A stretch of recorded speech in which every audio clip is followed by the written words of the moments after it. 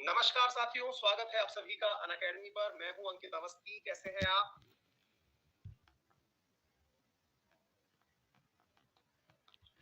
Hopefully आप सभी लोग बहुत अच्छे हैं, स्वस्थ हैं, पढ़ने के लिए एकदम तैयार हैं। All good, very good.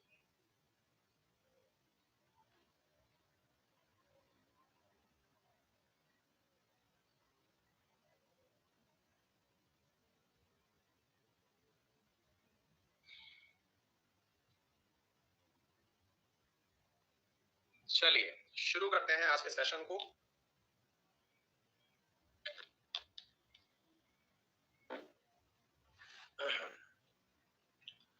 RNA आज थोड़ा सा लंबा हो गया, इस चक्कर में सेशन नहीं हो पाया, थोड़ा लेट हो गया। बिल्कुल मैं लेट हूँ और क्लास का टाइम बदलवा रहा हूँ आप लोगों का, ताकि आप लोगों को राइट टाइम पर ही आना हो, आप आ सकें। ठीक है, यहाँ से आगे वैसे भी सर्दियां शुरू हो रही है। आरएनए तो जिस समय चल रहा है उसी समय चलता रहेगा, और आरएनए को कम समय में खत्म कर दूं वो मुझसे हो नहीं पाता ना। तो आपकी इस क्लास का टाइम जो है वो चेंज करवा देंगे, चिंता मत करिए। हाँ जी, तो हम लोगों ने ये सब कुछ बातें कल चर्चा कर ली थी। आज जो हमारा टाइटल है वो क्या है, आइए मैं बताता हूँ। पेरीहीलियन और एपीहीलियन क्या होता है? पेरीहीलियन और, हाँ भाई अरुणो, थैंक यू सो मच। हाँ बेटा, वो आरएनए में जब तक एक्सप्लेनेशन नहीं होता तब तक मजा भी नहीं आता है। तो एक्सप्लेनेशन उसमें एक दो दिन से आपकी क्लास के चक्कर में मैं मेरी क्लास को 1.25 घंटे में खत्म कर रहा था, लेकिन वो मुझे भी पढ़ाने के बाद मजा नहीं आ रहा था। तो आज मैंने उसको लंबा कर दिया और मैंने टीम को बोल दिया है कि आपकी इस क्लास का टाइम 10 बजे कर दिया जाए। ठीक है, ताकि मतलब मुझे भी प्रॉपर स्पेस मिल सके और आपकी क्लास का काम भी हो सके, है ना। कुछ विद्यार्थियों की सलाह रहती है कि सर आप अपनी जो क्लास है उसको सुबह 6 बजे आरएनए वाली को या 7 बजे कर लीजिए। नहीं हो सकता, नहीं हो सकता। उसके पीछे मतलब मेरे खुद के व्यक्तिगत कारण है। व्यक्तिगत कारणों में सबसे बड़ा कारण ये है कि मैं आखिरी क्लास रात को 9:30 बजे छोड़ता हूँ। तो मतलब मेरी भी अपनी भी थोड़ी पर्सनल लाइफ है। मैं 9:30 छोड़ूं, फिर रात को मतलब तैयारी भी करूं, तैयारी करने के बाद खुद की सेहत पे भी थोड़ा ध्यान दूं, और उसके बाद में जाकर के सुबह 6 बजे क्लास ले आऊं, नहीं हो पाता है ना। तो जो हो सकता है बेस्ट पॉसिबल जो है, जिसको हम और आप मिलकर के अच्छा कर सकते हैं, वो यही है। ठीक है, तो अपन लोग इस काम को मैनेज करने का कोशिश करते हैं। ठीक है बेटा, चलिए।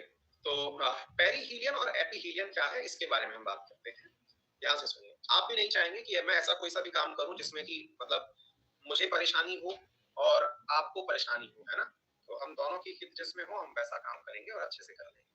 चलिए, तो साथियों आज हम बताने जा रहे हैं कि जब पृथ्वी सूर्य के चारों तरफ चक्कर लगाती है, तो चक्कर लगाते समय उसका जो चक्कर है वो बराबर दूरी के रूप में नहीं होता है, थोड़ा कम ज्यादा होता है। अर्थात पृथ्वी सूर्य के जब चक्कर लगाती है तो उसके चक्करों में एक एरिया सूरज से दूर होता है और एक बार वो सूरज के नजदीक होती है। यानी बीचों बीच सूरज नहीं होता है। वो चक्कर लगाते समय जिस प्रकार का रूट अपनाती है, उसमें एक बार वो सूरज के नजदीक होती है और एक बार सूरज से दूर होती है। कॉमन सी बात है। अगर मान लीजिए कि मैं आपके सामने एक रिंग बनाऊं और वो इस प्रकार से है, लेट से मैं दिखाता हूं। मान लीजिए कि मैंने एक रिंग बनाई है ना, ये मैंने एक रिंग बनाई, इधर देखिए। अब इस प्रकार की जो रिंग है, इसमें अब मैं थोड़ा सा इसको ऐसे बना देता हूँ। इसमें मैंने मान लीजिए कि सन को है ना यहाँ टाँक दिया, इस जगह पर, इस जगह पर, है ना। तो ऑब्वियस सी बात है, यदि वो सेंटर में होता, मान लीजिए सन यहाँ होता बीचों बीच, यहाँ होता, तो ऊपर और नीचे की दूरी इससे बराबर होती, है ना। ऊपर भी बराबर और नीचे भी बराबर। ये तो हुआ आदर्श कंडीशन, लेकिन ऐसी कंडीशन है नहीं। तो है क्या, ये सूरज के कंपैरिजन में जब पृथ्वी जाती है तो सूरज समझिए कि यहाँ पर है, यानी कि चक्कर जब लगाती है तो सूर्य के नजदीक और सूर्य के दूर वाला चक्कर लगाती है। ऑटोमेटिक सी बात है, जब आप किसी चीज को सेंटर से सरकाएंगे तो इधर ले गए, एक जगह नजदीक होगी तो तुलनात्मक रूप से दूसरी जगह दूर होगी। इसमें कोई रॉकेट साइंस तो है नहीं, समझने की बात है। तो जब ये सूरज के नजदीक है यानी पास है, पास है, तो उसको हमने बोला पेरीहीलियन कंडीशन। क्या बोला? Perihelion condition. जब वो सूरज के नजदीक है तो इस कंडीशन को क्या बोला गया? पेरीहीलियन। और जब पृथ्वी चक्कर लगाते समय सूरज से जब सबसे दूर होती है, यानी सूरज तो यहां है और पृथ्वी यहां से निकल रही है, पास है तो पेरिहीलियन और दूर है तो एपीहीलियन। याद रख लेंगे, पास है तो पेरिहीलियन, दूर है तो एपीहीलियन। इतनी बात समझ में आ गई?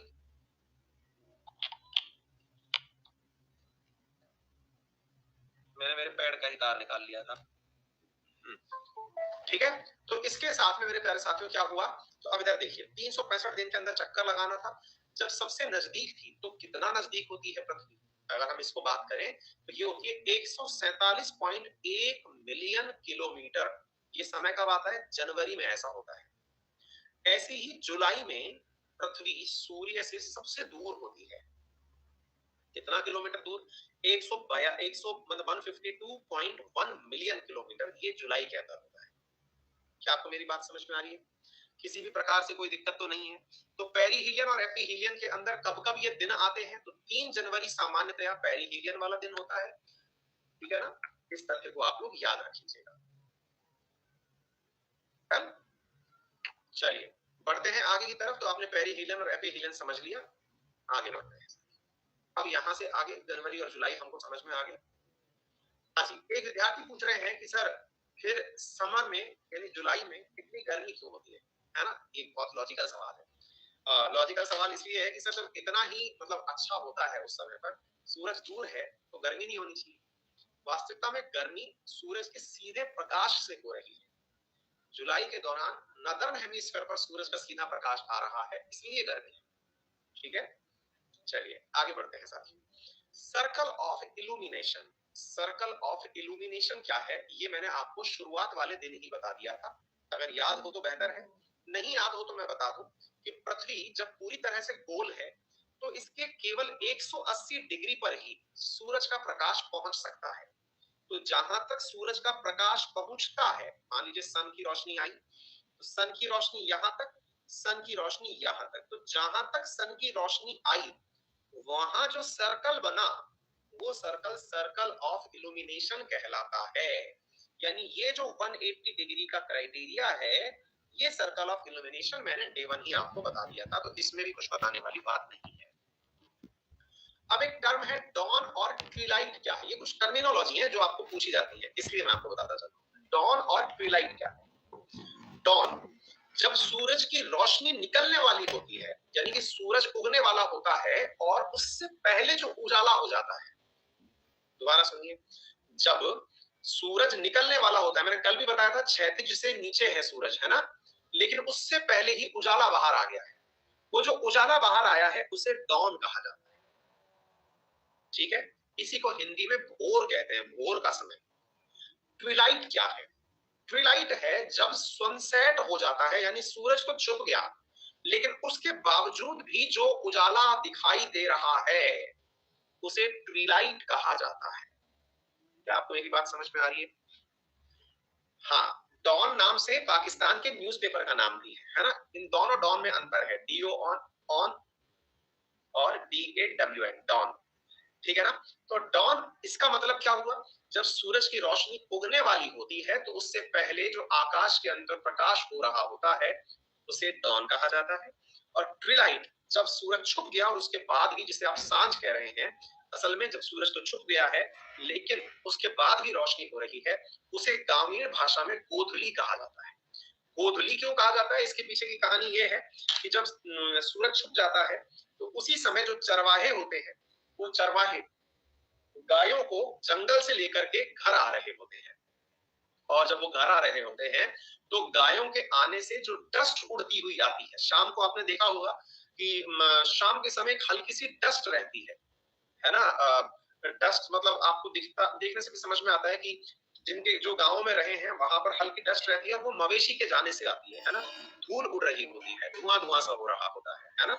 उसे गोधूली, गौ के कारण हुआ धूल जो है वो गोधूली, दैट इज ट्विलाइट कहलाता है। ठीक है, चलिए अब दो टर्मिनोलॉजी बहुत ज्यादा पूछी जाती है, एक है सोलर एक्लिप्स और एक है लूनर एक्लिप्स। सूर्य ग्रहण और चंद्र ग्रहण क्या होता है, इसे समझने का प्रयास करिए। देखिए साथियों, सूर्य ग्रहण और चंद्र ग्रहण समझाऊं उससे पहले आपको मैं एक छोटी सी बात और सिखा देता हूँ। छोटी सी बात यह है कि जो मून है ना, वो मून असल में पृथ्वी के चारों तरफ चक्कर लगाता है। ये तो हम सबको पता है, पुलिस में सिखाने की बात क्या है। सिखाने की बात यह है कि जो मून पर आपको कलर दिखता है, जो मून पर आपको रंग दिखता है, असल में वो रंग मून का खुद का रंग नहीं है। वो मून का खुद का रंग नहीं है, तो वो असल में उस पर डल रहे सूर्य का प्रकाश है। मतलब मून जो है वो कोई स्टार नहीं है, वो भी प्लेनेट की तरह ही है, सब प्लेनेट है। बोले मतलब ये हुआ कि अगर खुद के अंदर से रोशनी होती तब तो वो चमकता ही चमकता, जैसे सूरज चमकता है, एनी टाइम चमकता। मून तो एक अंधेरे जैसा पिंड है। जैसे पृथ्वी पर दिन होता है, ऐसे ही चंद्रमा पर भी दिन होता है। चंद्रमा पर भी इसी प्रकार से सूर्य के कारण रोशनी होती है। हमको जो दिख रहा है वो क्या है? अब आप जरा विचार करिए भाई, अगर मैं ये कहूं कि एकदम इस कमरे में अंधेरा हो, और इस कमरे में अंधेरा हो और मेरे हाथ पर रोशनी आ रही हो, तो मेरे हाथ पर रोशनी किसी उपकरण के कारण आ रही है। आप कहीं बैठे हुए हैं, है ना? मतलब मैं इस प्रयोग को करके भी दिखाऊं, लेकिन क्या मतलब है आप समझ जाएंगे। भाई आप सोच के देखिए कि इस कमरे में बिल्कुल अंधेरा हो जाए। अगर बिल्कुल अंधेरा हो जाए और मैंने अपने मोबाइल से एक टॉर्च जलाई और अपने हाथ पर भेजी, ये रोशनी अपने हाथ पर, अभी तो क्या है कि अंधेरा नहीं हो रहा है तो आप समझ नहीं पा रहे, लेकिन आप तो कहीं दूर बैठे हुए हैं, और जब आप दूर बैठे हुए हैं तो आपको ये मेरा हाथ तो चमकता हुआ दिख रहा है, आपको टॉर्च नहीं दिख रही है कि ये क्यों आ रहा है। आप समझ पा रहे हैं इस बात को, क्या कहना चाह रहा हूं? समझ रहे हो या फिर मुझे अंधेरा करना पड़ेगा? मतलब आप समझ गए ना मैं क्या कहना चाह रहा हूं भाई? मैं अगर पृथ्वी हूं, मतलब मैं ये सोचिए कि मैं यहां बैठा हुआ हूं, कॉर्नर में कहीं बैठा हुआ हूं। अब मैं अपने कॉर्नर में कहीं बैठा हुआ हूं और मुझे मेरा हाथ चमकता हुआ क्यों दिख रहा है? क्योंकि मुझसे मतलब नहीं है, मेरी तो आंखें हैं जो कि रोशनी वाली जगह को देख रही है। वो जगह क्यों चमक रही है? क्योंकि उस पर रोशनी आ रही है। रोशनी किसकी आ रही है? सूरज की आ रही है। अब आप ऐसे सोच के देखो, अब मैंने क्या किया, मैंने मैं एक बार के लिए ना लाइट बंद कर ही आता हूं, रोकिए।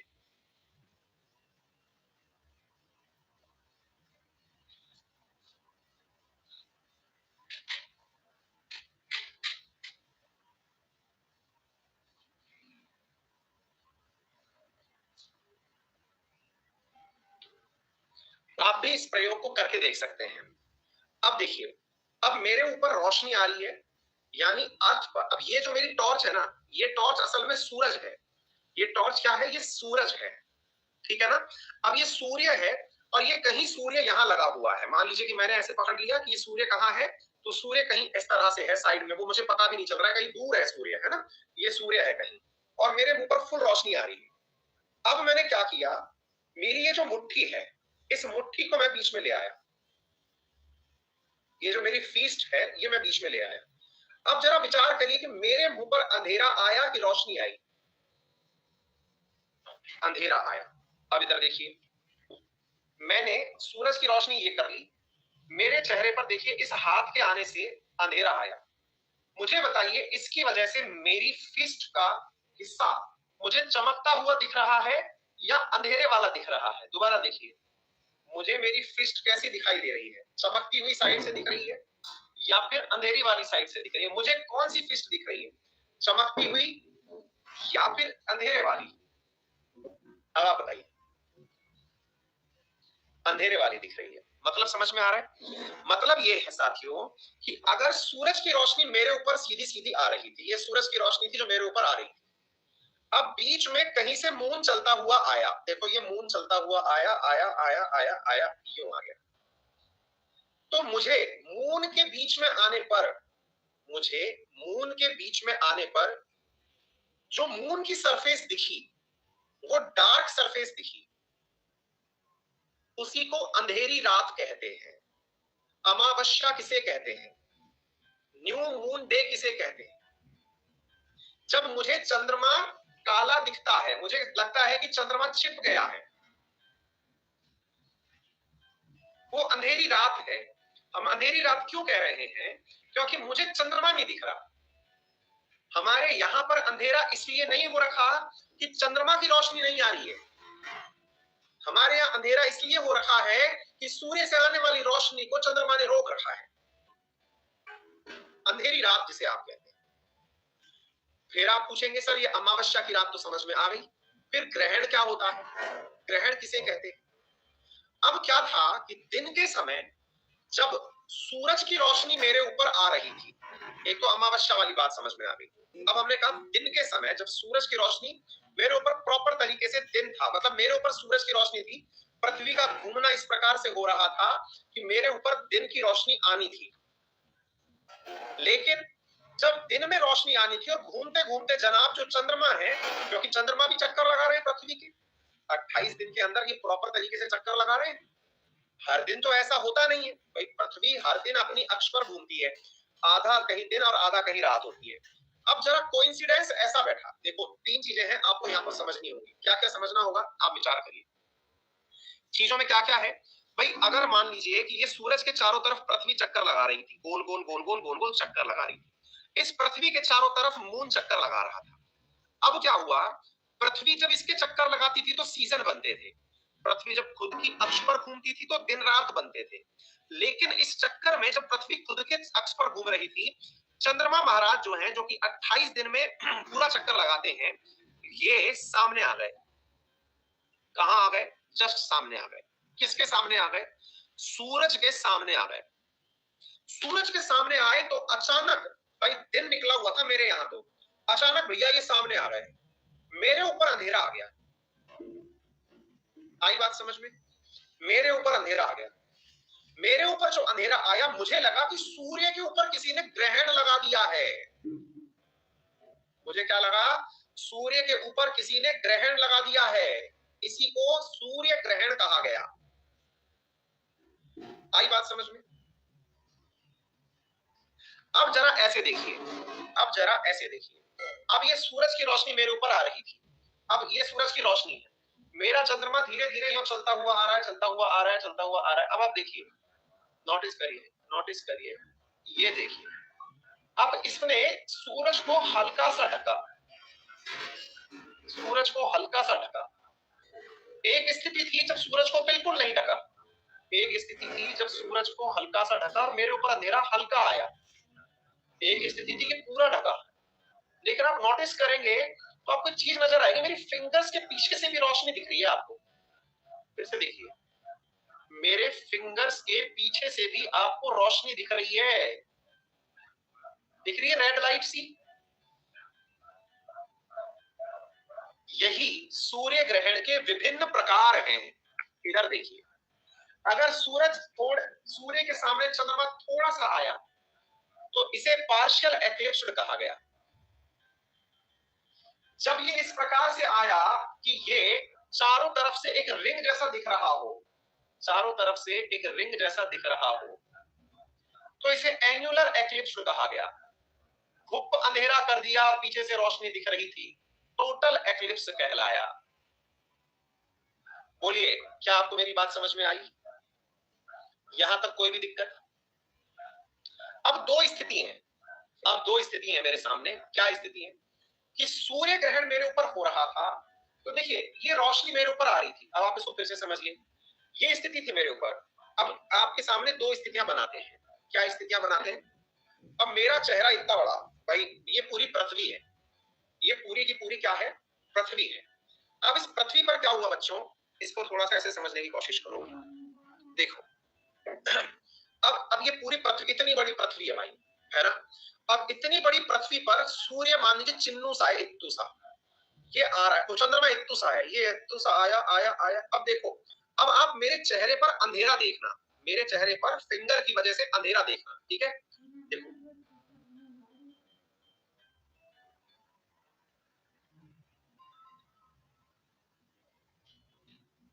फिर से देखना, मैं पॉइंट करना चाह रहा हूं असल में यूं करके। देखो,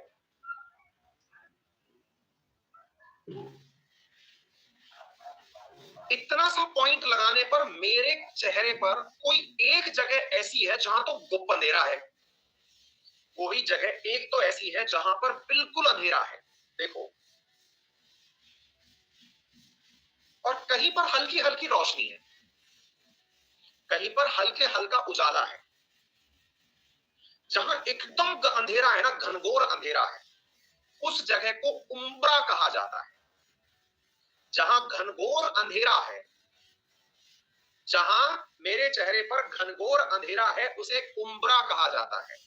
मैंने आरएनए में भी पढ़ाया था इसे। लेकिन जहां घनघोर अंधेरे के आसपास का एरिया खाली दिखाई दे रहा है, घनघोर अंधेरे के बावजूद भी चेहरे पर एक हल्का सा उजाला पैरेलली आपको आसपास दिखाई दे रहा है, उसे पेनुम्ब्रा कहते हैं। तो उम्ब्रा क्या है? घनघोर अंधेरा। पेनुम्ब्रा क्या है? ग्रहण की वजह से जो हल्की रोशनी आपके चेहरे पर आ रही है, दैट इज पेनुम्ब्रा। हम सब करिए अगर आपको ये बात समझ में आ गई तो।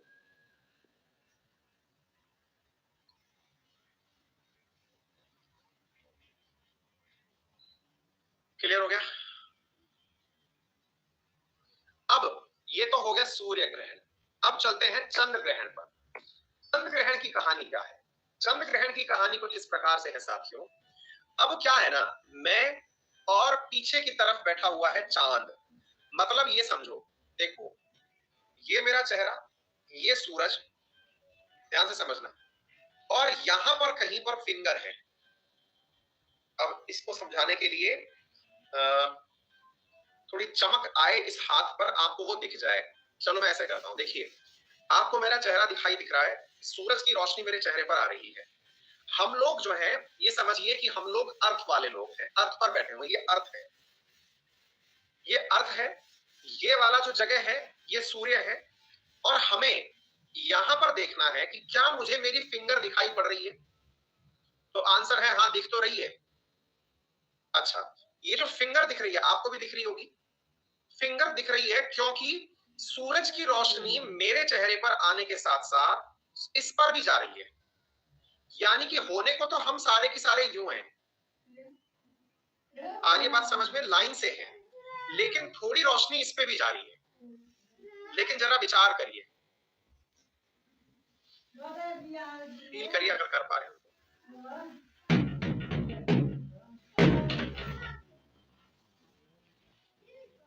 कर पा रहे हो? मैं बीच में आ गया और फिंगर अंधेरे में चली गई। मेरे बीच में आने के कारण जो बढ़िया से फिंगर पर पूरी रोशनी आ रही थी, वो रोशनी जो है वो कट गई, पृथ्वी बीच में आ गई। तो चंद्रमा को पृथ्वी ने ग्रहण लगा दिया, लेकिन कहते हम उसे चंद्र ग्रहण है। लेकिन उसे हम क्या कहते हैं? चंद्र ग्रहण कहते हैं।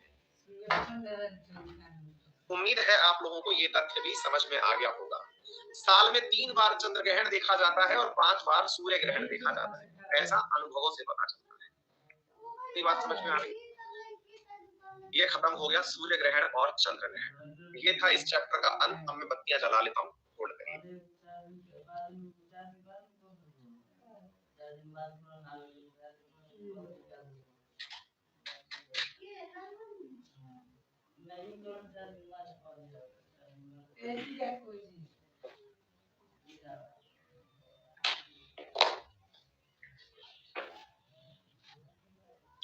क्लियर?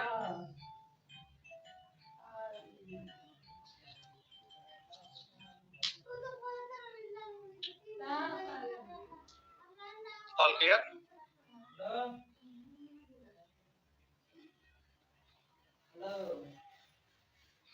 सूर्य ग्रहण अमावस्या की रात को आता है और चंद्र ग्रहण पूर्णिमा की रात को आता है।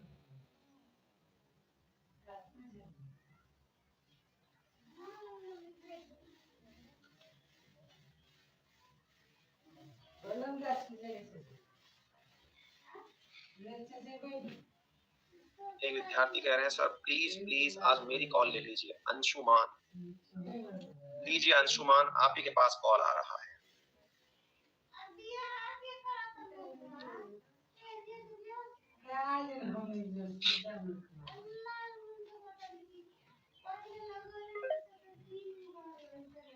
हाँ भाई अंशुमान बताएं। खुश रहिए, कैसे हैं आप? सर हम बहुत अच्छे हैं। बहुत अच्छे हैं। कहाँ से बात कर रहे हैं आप? मैं भी एकदम अच्छा हूँ। हम प्रेजेंट में अयोध्या उत्तर प्रदेश से बोल रहे हैं। अच्छा अयोध्या, अरे बहुत अच्छी बात है। बताएं भैया। क्या बात करना चाह रहे हैं आप? सर मैं पहले आपको धन्यवाद करने से पहले मैं इस वीडियो के पीछे जितने लोग भी होते हैं, चाहे कंटेंट कंटेंट के पीछे वो भैया जी हों या फिर पिता के रूप में अरूपरू हों या फिर पति के रूप में मैम हों या फिर पुत्र के रूप में मम्मी पापा हों, मैं उन सबको जो हमारे कंप्लीट प्लान की व्यवस्था हमारे सामने प्रेजेंट करते हैं उन सबको धन्यवाद कहना चाहूँगा। वेरी गुड यार अंशुमान, मजा आ गया आपकी बातें सुन करके यार। मतलब लग रहा है कि अयोध्या वाले संस्कार आपने भी प्राप्त कर लिए हैं प्रॉपर है। सर रहते रहते कुछ ना कुछ गुण आ ही जाते हैं सर। नहीं नहीं, सही है सही है सही है। और हमें मतलब एक्चुअली क्या है कि इलाहाबाद आना है और अयोध्या आना है और जल्दी ही आएंगे, लेकिन पहले नहीं बताएंगे, सर हम स्पॉट बताएंगे। सर एक रिक्वेस्ट रहेगी कि एक बार खाली बस याद करिएगा एक बार, मतलब अब ये है कि सर हम वहाँ नहीं आ सकते यहाँ से। नहीं नहीं, हम आएंगे निश्चित आएंगे। बस आपको ये है कि हमारे साथ बना रहना है। हम कहीं पर भी कुछ मैसेज वैसेज डालें तो देख लीजिएगा। हाँ सर, हम तो बने रहते हैं हर जगह, आप कॉल करते हैं जी। और सर मैं ज्यादा समय नहीं लूंगा, 2-3 क्वेश्चन है, मैं जल्दी जल्दी पूछ लेता हूँ, आप आंसर कर दीजिएगा। सर सब्जेक्ट से रिलेटेड नहीं, मेरा पहला क्वेश्चन ये है कि आपका जो RS हुआ है मतलब उसमें जो आपने राइटिंग की है वो इंग्लिश की या हिंदी, और दूसरा क्वेश्चन ये है आपका उसमें मेंस में सब्जेक्ट क्या था। हाँ, और तीसरा क्वेश्चन ये है हाँ। और तीसरा सब्जेक्ट हमारा क्वेश्चन ये है कि आप जैसे कभी भी कोई सब्जेक्ट मतलब जब RNA में एक्सप्लेन करते हैं, हाँ। चाहे वो तुनिसिया हो या फिर वेस्टर्न सहारा हो, कोई भी टॉपिक उठाते हैं, हाँ। आप कितनी जगह से लगभग उसको कवर करते हैं?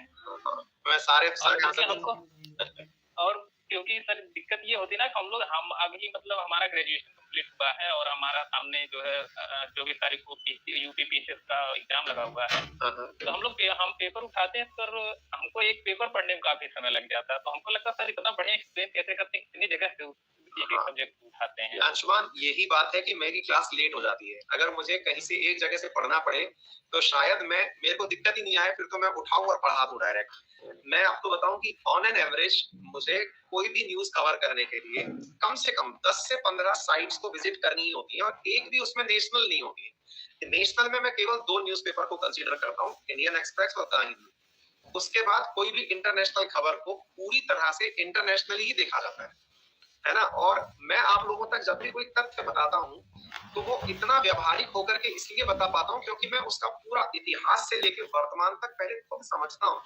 भाई ऐसा थोड़ी है कि ट्यूनिशिया में क्या चल रहा है वो मुझे बचपन से मालूम था, नहीं।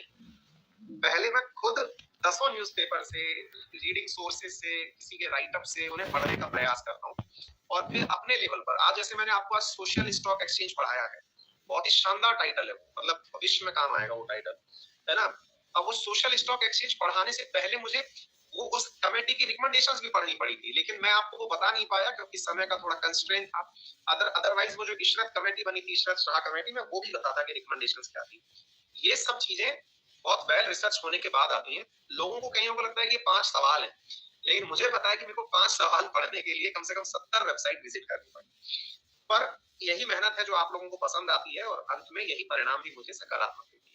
सर पता नहीं कैसे लोग कहते हैं कि आप सुबह 6 बजे आ जाइए, 6:30 बजे आ जाइए, 5 बजे जब आप बताते हैं कि हम यहाँ मतलब कहीं मतलब उस पे टहलने भी जाते हैं सुबह और इतने आजकल मैंने क्या यार 3 बजे जगने का काम ले रखा है। 11 बजे सो रहा हूँ, 9 साढ़े 9 बजे क्लास छोड़ रहा हूँ, बच्चों के साथ रहते हुए खाना खाते पीते 11 बज जाते हैं। 3 बजे उठ करके फिर मैं ट्रैकिंग पे चला जाता हूँ, फिर आकर के पढ़ता हूँ। तो यार 8 से पहले हो ही नहीं पा रहा है, खूब कोशिश करके देखिए।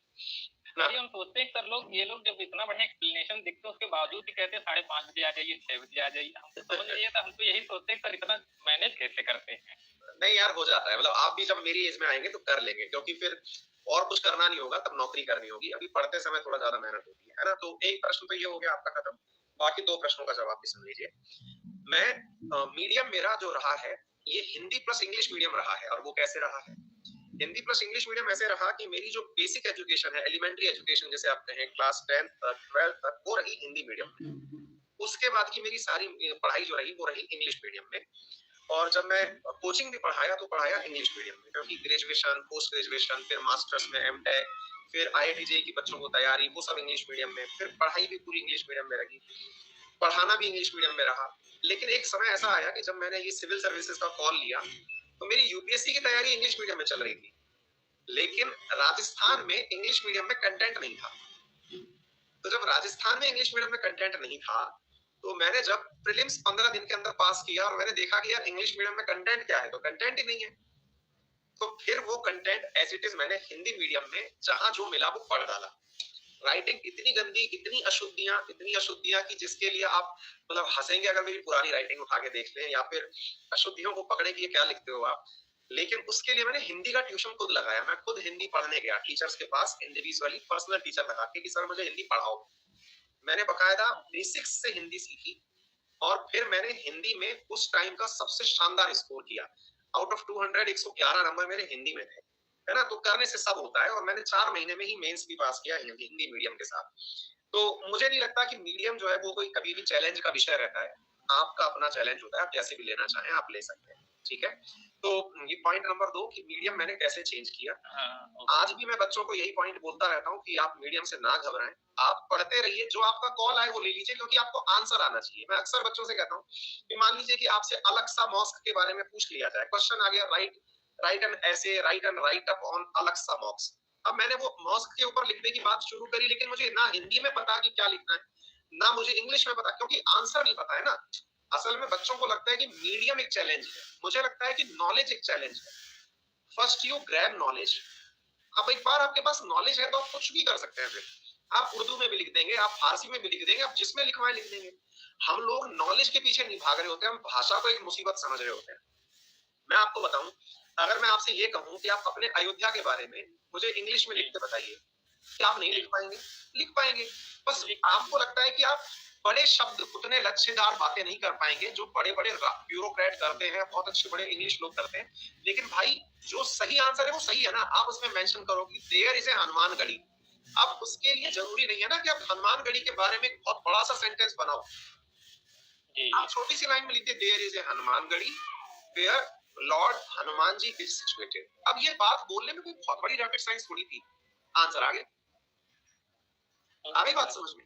हम लोगों को लगता है कि बहुत बड़े आंसर चाहिए, मुझे लगता है कि आप बहुत छोटी छोटी बातें लिख करके भी आंसर निकाल सकते हैं। तो इस प्रश्न का आंसर भी हो गया।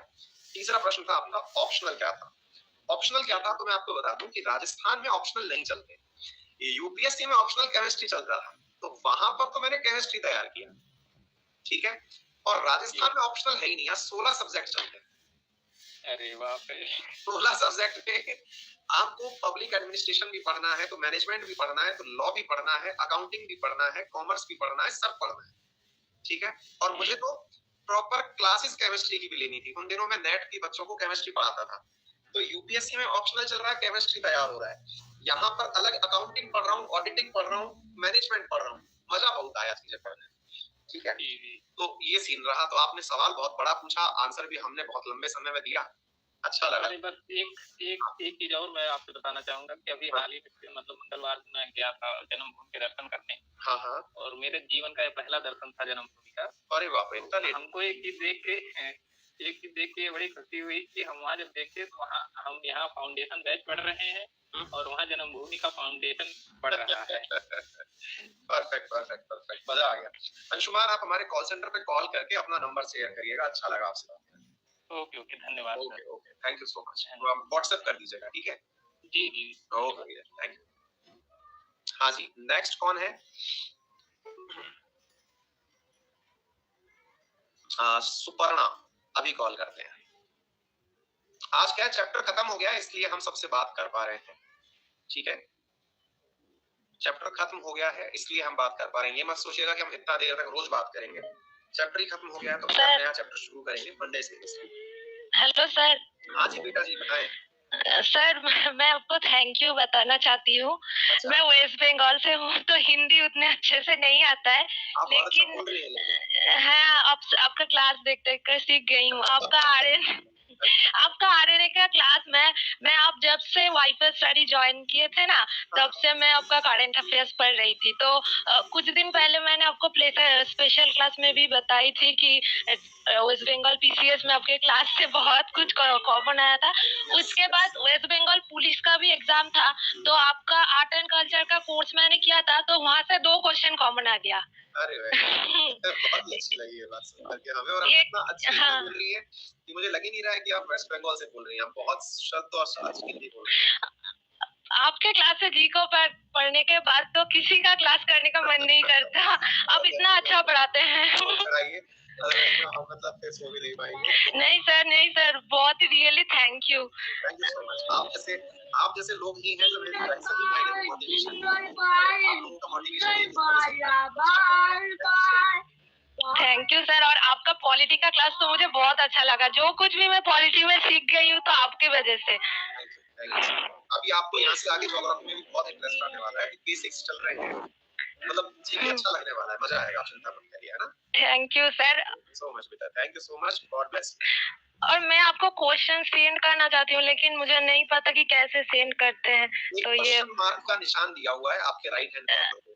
नहीं, वो जो क्वेश्चन पेपर में आया था। पेपर वाले आप हमारे कॉल सेंटर पे कॉल करके भेज दीजिए, मेरे को टेलीग्राम पर कर दीजिए, कॉल सेंटर पे व्हाट्सएप नंबर पे सेंड कर दीजिए, है ना। ठीक है सर, थैंक यू सर मुझसे बात करने के लिए। All the very best, thank you. आप मेरा फेवरेट टीचर हो अन अकेडमी पे।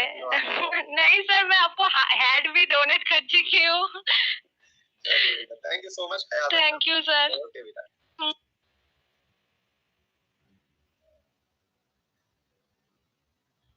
ईमैन से बात करते हैं।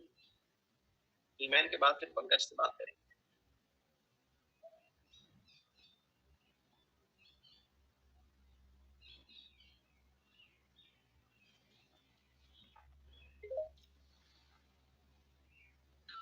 हेलो भैया, आप हीमैन है या हेमन है, ये बताएं।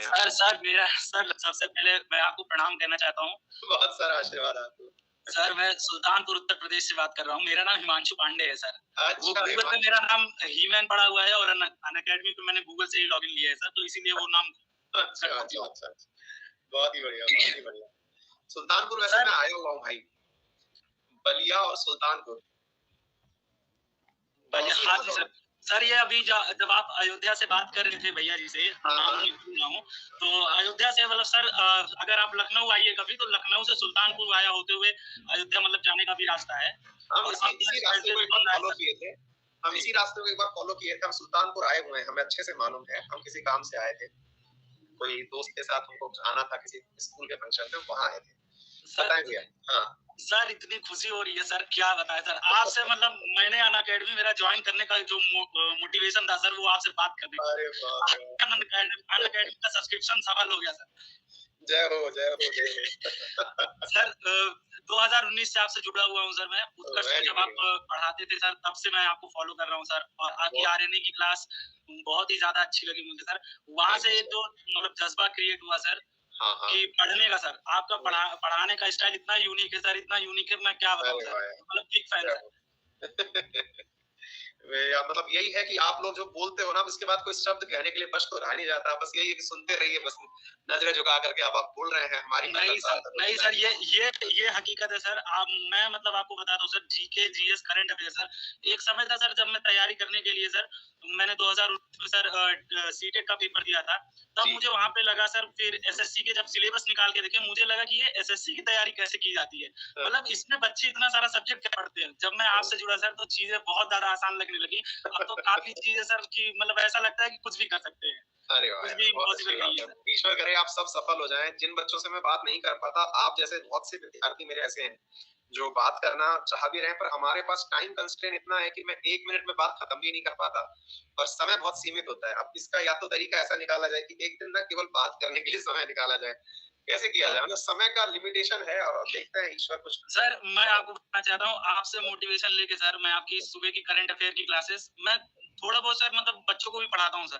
तो आपका जो भी मुद्दा वीडियो आप डालते हैं, और जो भी आरएनए में जो टॉप 5 क्वेश्चन रहते हैं सर, वो सारे मुद्दे ले जाकर जब मैं अपनी क्लास में बताता हूँ, तो बच्चे इतना प्रभावित होते हैं, वो कहते हैं आपको ज्ञान कहाँ से मिला। मैं सर आपको रिकमेंड करता हूँ, मैं कहता हूँ कि आप भी ज्ञान लेना चाहते हैं और सीखना चाहते हैं इस बातों को, तो प्लीज अंकित अवस्थी सर को फॉलो करिए यूट्यूब पर।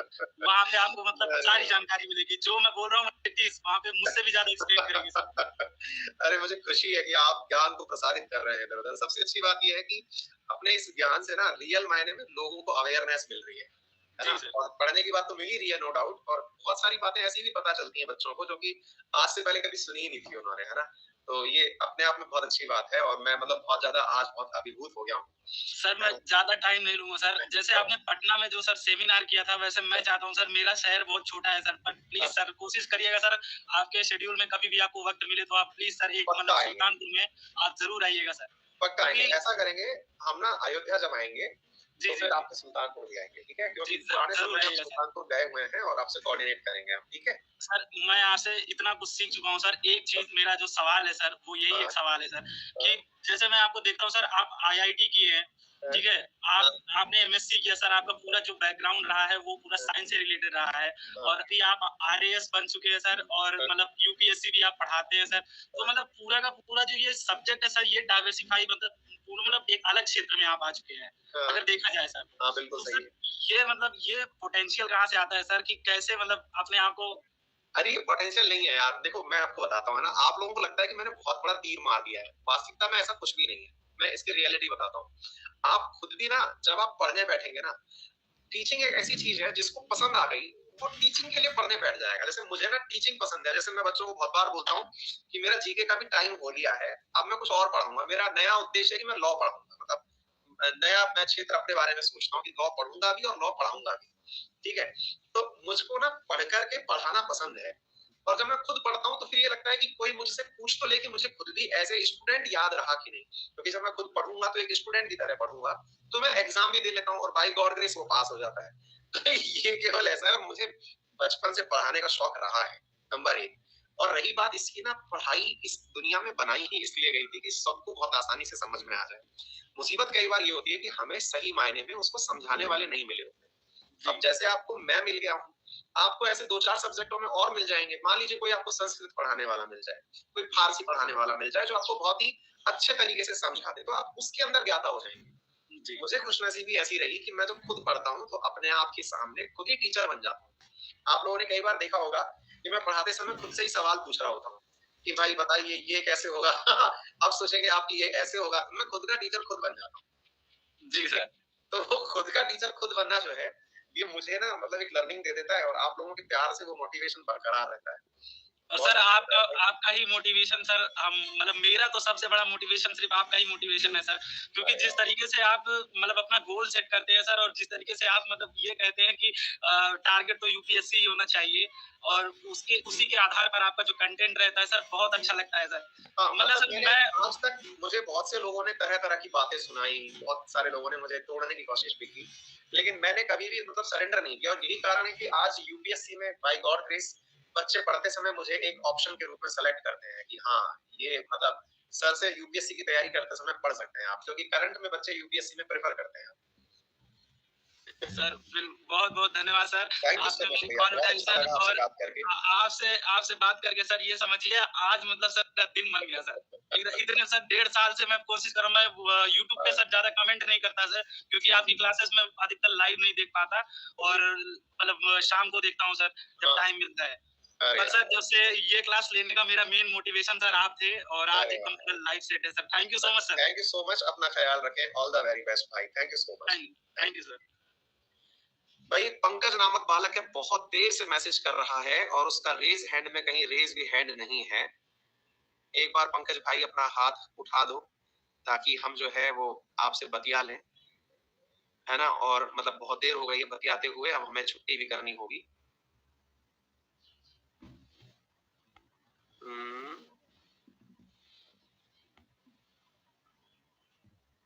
पंकज भैया आपका हाथ रेज हैंड में नहीं आ रहा है,